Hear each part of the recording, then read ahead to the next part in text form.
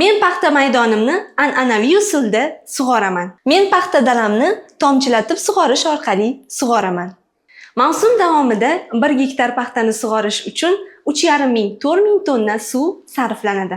Mavsum davomida 1 gektar paxtani sug'orish uchun 1,5 ming 2 ming tonna suv sarflanadi.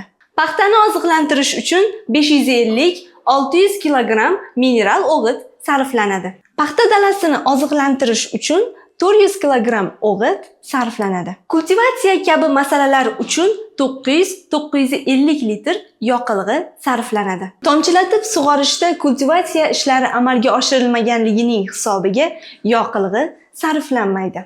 Sug'orish, o'g'itlash kabi ishlarni amalga oshirish uchun 4 ta ishchi kuchi kerak bo'ladi.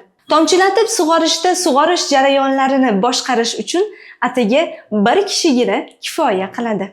Gektaridan 25-30 sentner hosil olinadi. Gektaridan 40-55 sentner hosil olamiz. Men shu kabi foydali ma'lumotlarni olish uchun Suvchilar maktabi ijtimoiy tarmoqlarini kuzatib boraman.